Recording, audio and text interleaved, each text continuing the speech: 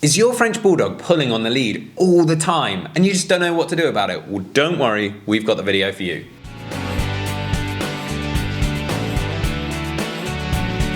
Welcome back to the Fenrir French Bulldog Show. My name's Joe and I'm a certified canine leader here at FenrirCanineLeaders.com. We are dedicated to helping you learn everything you could possibly want to know about the French Bulldog, then how to become a high-level canine leader so you can raise your very own. So if you're new here, don't forget to subscribe and turn on that notification bell so you never miss a future upload. The French Bulldog is a beautiful breed. However, if they are pulling on the lead, that's definitely something you want to sort out. So today we're going to be tuning into a webinar that canine behaviorist and founder of FenrirCanineLeaders.com, Will, has recorded all about dogs that are pulling on the lead and how to deal with that situation. So over to you, Will. So here we go, another quick fire webinar that I like to do with you guys around dogs that pull on walks. Now this, it's up there. It's definitely in the top 3, maybe top 5 of most common concerns, queries, questions that I get as a canine behaviorist, and when people are coming and looking at wanting behavior modification, is how frustrating it is to have a dog that pulls on walks. So in this video I want to just go off the cuff and give you a quick breakdown of my thoughts and theories and approach when it comes to people having dogs that pull on walks. Now, for me, I always, and it's kind of the theory behind why we started on YouTube, and it's now 95% of the effort that we put in is around early education with owners. Getting in before problems arise, in my opinion, is the most important thing that we can bring to the canine community, which is why in our Perfect Puppy course, we so heavily focus on getting heel working right from day one and making it an absolute priority. Having a little puppy that bounces around all over the place on a lead might seem cute, but as soon as those first few months of that cute puppyhood nature wears off and the novelty of having a puppy wears off and you're getting a little bit frustrated about just how hard work it is, and especially if you've got a large powerful breed, it then becomes absolutely miserable. And I have got countless cases of people that have been pulled over by their dogs, have been literally dragged down the street by their dogs. These large powerful breeds, people get them, they don't get the heel work right in the first place, then these significant problems come in, and a lot of dogs get given up to shelters because of this problem. So again, if you're looking at becoming working in the field of a trainer or a behaviorist, I highly suggest that you put a lot of emphasis on helping people that you work with get it right first time round. Now, if you're an owner and watching this, and maybe you're getting a new dog and you're preemptively watching all of these videos to try and learn as much as you can, I absolutely commend you, because you are in a wonderful position now to get it right first time round, and that is what I highly suggest. And like I say, that's such a huge part of what we're trying to achieve here at Fenrir now, is helping people do that. But that doesn't help the fact that there is still countless people, 9 people out of 10, 99 out of 100 people that I see just driving around day to day have dogs pulling on walks. I think when I was younger, I used to watch people and it was quite common to have dogs walking lovely, and I think as the years have gone by and as decades have gone by, people have the acceptance of a dog pulling on a walk has become absolutely fine. I think a huge part of that is around the booming popularity of harnesses. I love harnesses. We love working with them. We have our own range of harnesses. If they haven't come out yet, when you're watching this, are coming out very soon. Harnesses are a wonderful tool that add an incredible amount of comfort and security to your dog, a much better way of connecting yourself with the dog, especially if you're doing any kind of sports with your dog. But to advertise them as a solution to stop pulling, I think has caused a huge influx in people having dogs that pull badly, and because it takes the pressure off a neck with a collar, I think people live with it much more comfortably. So my dog just pulls, but it's got a harness on, so it's not really hurting itself. I would love to help encourage people just to rewind that, and the joy of having a dog that walks to heel is when I give owners something, with all the behaviour modifications that come my way, when I help people, when I have people come in there, they're often in tears about how miserable it's become to walk their dog, and in one session we can turn that around and give them back a dog that walks beautifully to heel.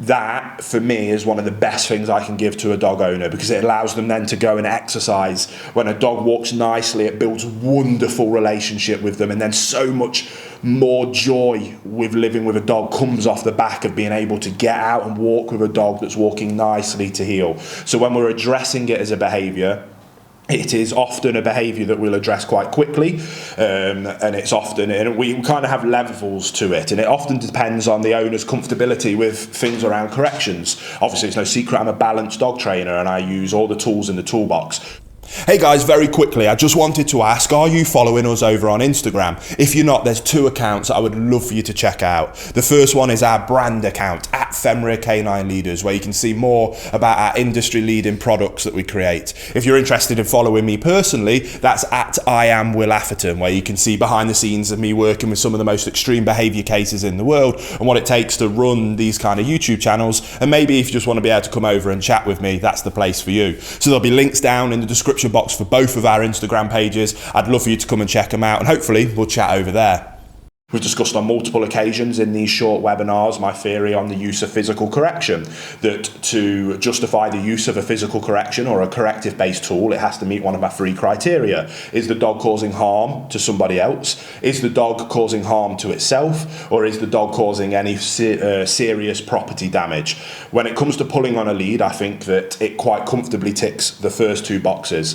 In terms of it causing harm to other people, large, powerful breeds really significantly hurt their owners when they pull them. And again, I have a lot of cases where people have had serious injuries, where they've been physically pulled off their feet, people have hit their face on the floor, people have been covered in grazes, and that's been the catalyst to finally do something about it and come to me. That justifies my use of a physical correction. I also think that the dog causes themselves significant harm, especially if they're utilising a flat collar, even a harness. They cause themselves physical harm, but there's definitely a justification in terms of the emotional harm that is caused by a dog that pulls on a lead.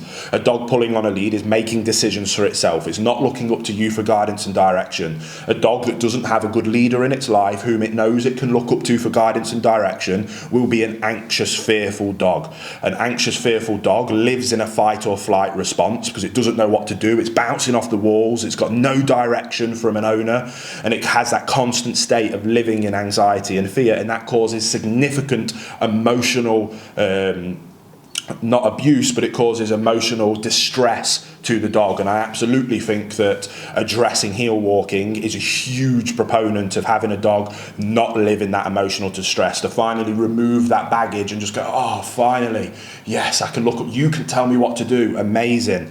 That is, again, it's a wonderful thing to be able to hand over to an owner that has never had that with their dogs before, and having a dog walking to heel achieves that so quickly and so fantastically, which is why we put so much emphasis on it.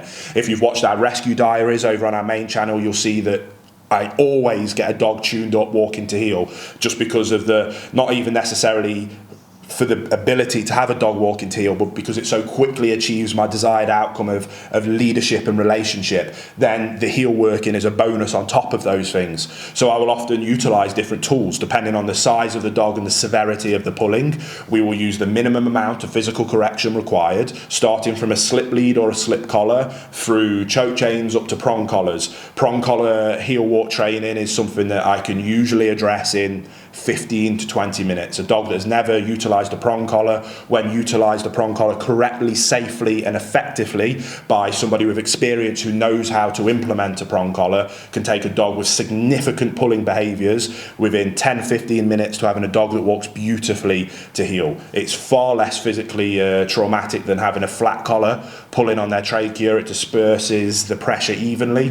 There's so many excellent things about that prong collar. Now again, I always like to use as little corrections as possible when working with dogs, and ideally if you do it right from the get-go, you can never have to use physical corrections, and that's the process that we preach in our Perfect Puppy course. Doing it right first time round means that you never need to use one of these tools. But if you have a dog that is reactive on a walk, pulling on a walk, I can tell you that utilising a distraction-based approach with food rewards 99 times out of 100 does not work. And 9 times out of 10, when people come to me, they have already been to 3, 4, 5 plus positive-based trainers for the same behaviour as pulling on a walk, who has tried to use a distraction, luring them away approach and has never worked. They're then pulling their hair out, considering sending their dog to a shelter or giving it away or even putting it down, and I become their last-ditch effort, and they physically are moved to tears a lot of the time when they see how quickly we can tune a dog up by using a balance correction-based approach, redirecting them to the desired behaviour of walking nicely to heel. So we correct them, we redirect them to walk into heel, then we can apply the praise. When they're in that desired behaviour, then the food reward can come in, then the praise can come in. But we now have the ability to tell them what we do want, but also the ability to tell them what we don't want. So again, it's one of those topics that I could do multiple day seminars on pulling and the use of corrective-based tools. It's one of the behaviours I will often reach straight into that bag for, just because of the distress that it causes owners, because of the money that they've spent on all these different trainers that for this behaviour in particular 99 times out of 100 doesn't work, because as soon as there is something that is more alluring to the dog than the food that you have, the dog is going to ignore the food and pull towards the dogs, pull towards other people, and it becomes miserable, and that basis of distracting with food simply doesn't work. Now, it also layers on the fact that we're now bribing our dog and we're in a bribery relationship. The analogy I always use is if my son walked into the studio here with a Sharpie and started drawing on the wall, I'm not going to get a £20 note out and say, come here mate, if you stop that I'm going to give you a £20 note. I'm going to correct that behaviour. I'm going to verbally tell him, and if he doesn't stop, I will physically remove him from that behaviour, because I care about him, I love him, and I want to make sure that he can go out into this big wide world as a good human being, not a lunatic that thinks it can draw all over the walls. And my principle for dog ownership is exactly the same.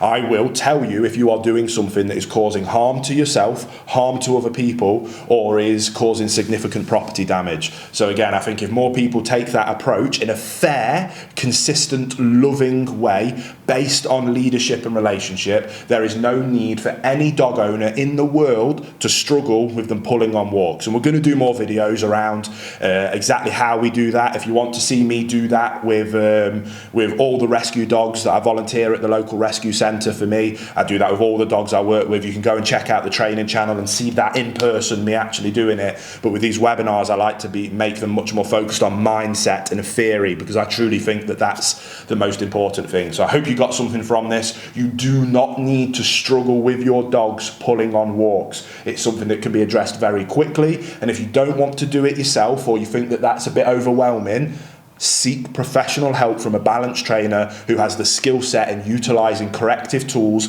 to be able to address these behaviours fairly, quickly and efficiently, to get you to a point where your dog can then enjoy the world and you can enjoy living with them. I truly think that if you love dogs and you want to have that wonderful, joyous relationship with your dogs, then it's a no-brainer to get on top of this. And just like my analogy with children, we correct children, we discipline children because we love them and because we care for them. There is nothing wrong in doing the same thing with dogs, as long as we do it fairly and consistently. And that does, no questions about it, doesn't create fearful dogs. Lack of leadership, lack of guidance and direction, that creates anxious, fearful dogs. Good boundaries, rules and expectations with consequences, that creates happy dogs, because they can trust in you, that they can get their guidance and direction from you. And as long as you're being fair and consistent, that is how you get a happy dog. So again, hope you enjoyed that little quickfire webinar. There you have it, guys, some really useful tips and tricks that you can put into practice straight away with your French Bulldog to stop them from pulling on the lead. I really hope you enjoyed today's video. If so, get involved in the comments down below, as we would love to hear from you. Don't forget to subscribe and turn on that notification bell, as we have 2 dedicated videos coming here every single week. So I can't wait to see you in the next episode of the Fenrir French Bulldog Show.